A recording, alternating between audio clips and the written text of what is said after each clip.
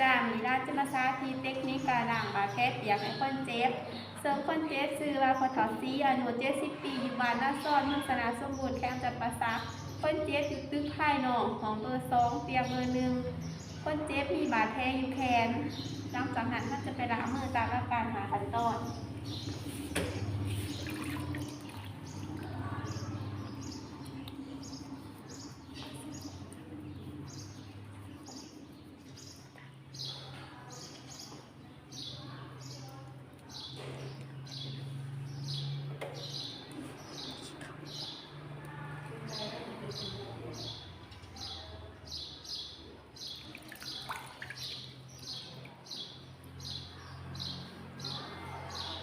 หลังจากนั้นท่านจะมาเตรียมอุปกรณ์ที่ท่านจะใส่ล้างบาดแผลเปียกที่มีเครื่องอัดเสื้อและเครื่องและซ้ำแซ่เครื่องผ้าเสื้อซ้ำใส่ขี้เหงื่อทั่วไปแล้วก็เคขี้เหงื่อที่เสื้อหลังจากนั้นท่านจะขอมาหาคนเจ็บแต่เช็คว่าคนเจ็บอยู่เครือนึงสบายดีพอซื้อพอถอดเสียอยู่70 ปีบ่ดูเป็นพยาบาลจะมาล้างบาดแผลให้พอเด้อเพื่อให้บาดแผลของพอหายหายดีแล้วก็เศร้าไว้นอกจากนั้นเขาจะมาจัดสภาพแวดล้อมปิดทับกังปิดพัดลมเปิดไฟเพื่อให้แสงสว่างแต่ก็นำเอาขายาใหญ่ทักษะมาเพื่อหาคนเจ็บเอาเป็นอย่างนะคะเด้อ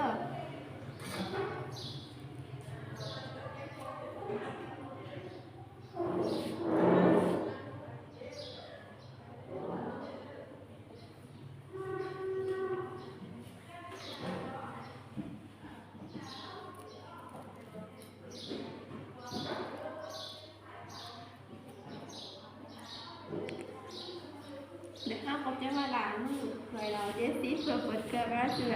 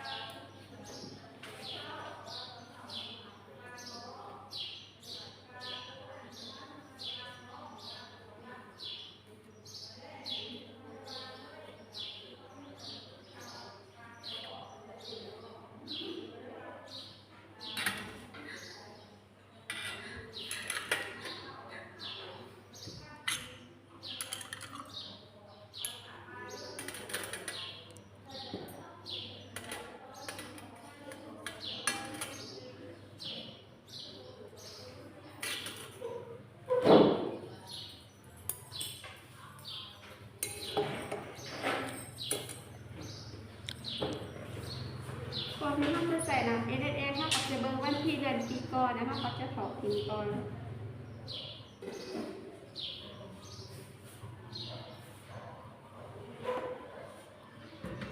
เบตาดีนก็เช่นเดียวกัน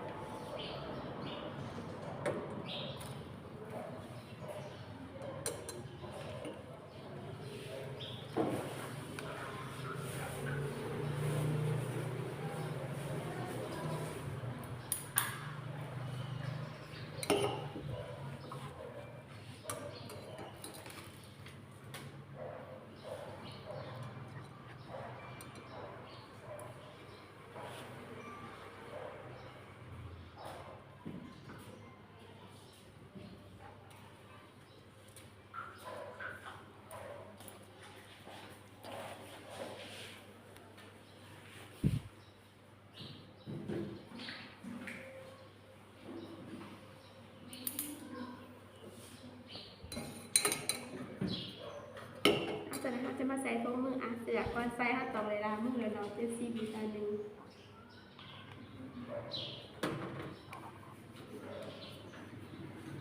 ก่อนใส่ถุงมือเสือถ้าเราตรงไหนเบิ้งมันตีเดือนปีโต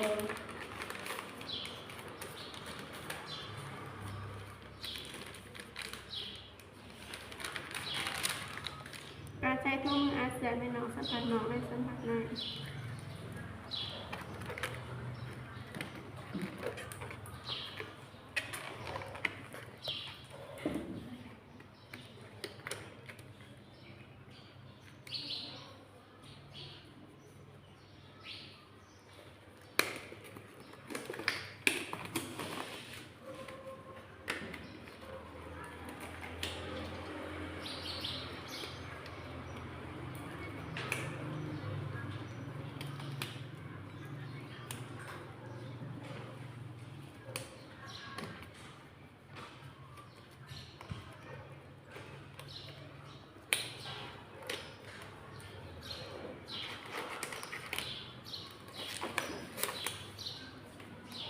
เขาทางกันเจ็บ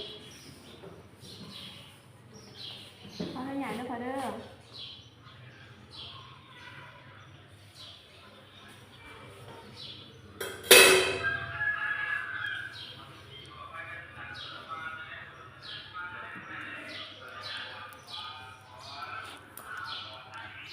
กลางหน้ามาแท้เปียไหมถ้าจะได้เอาสมีแหงก่อน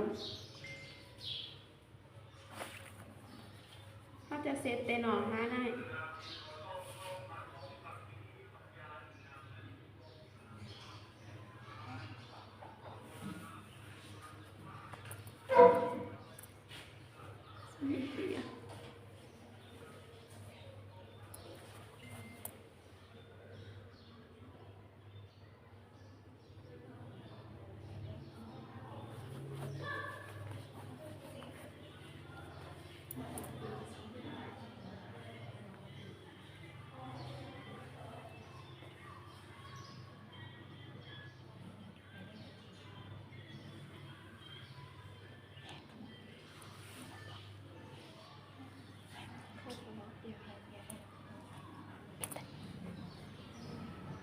กระตังกับเบตาดีน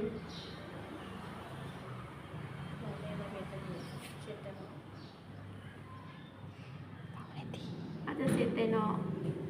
ในเดียวกันแต่กับเบตาดีนอีกก่อนอาจจะเสร็จแต่ในทั้งเลย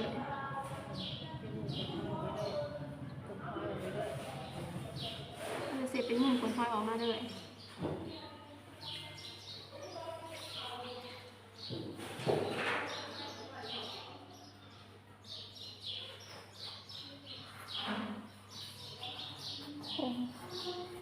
พง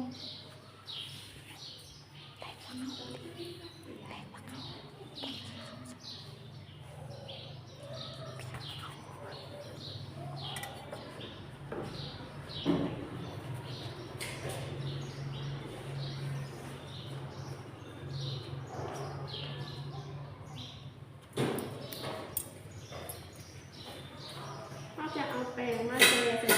เสือแล้วเขาจะมาเก็บเห็ดอุปกรณ์การเห็ดทุกอย่างค่อยๆมีหน้าที่เสือ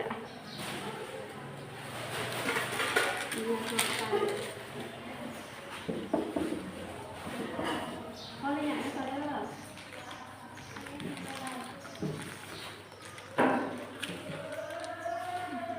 เขาต้องทำการก่อนให้มือแต่เราสัมผัสเราไม่ได้สัมผัสได้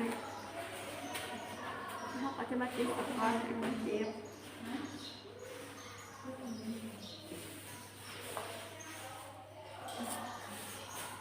ก็ติดกับก้อนให้ตรงมือทีขาเซ่ตรงมือทีผิวหนัง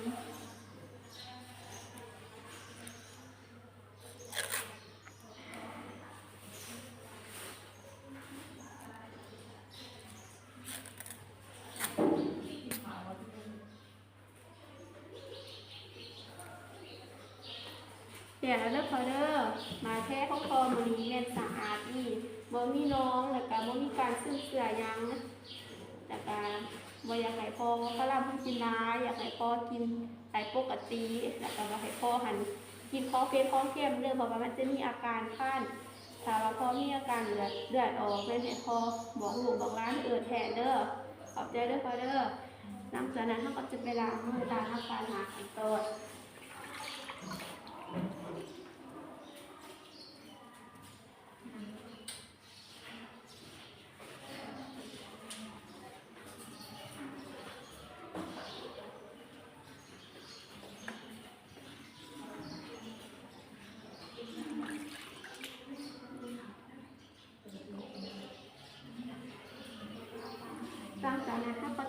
ถึงใส่ใบพยาบาลบัญชีเวลาในลักษณะของบาดแผลการสาธิตก็มีเพียงตอนนี้ขอขอบใจ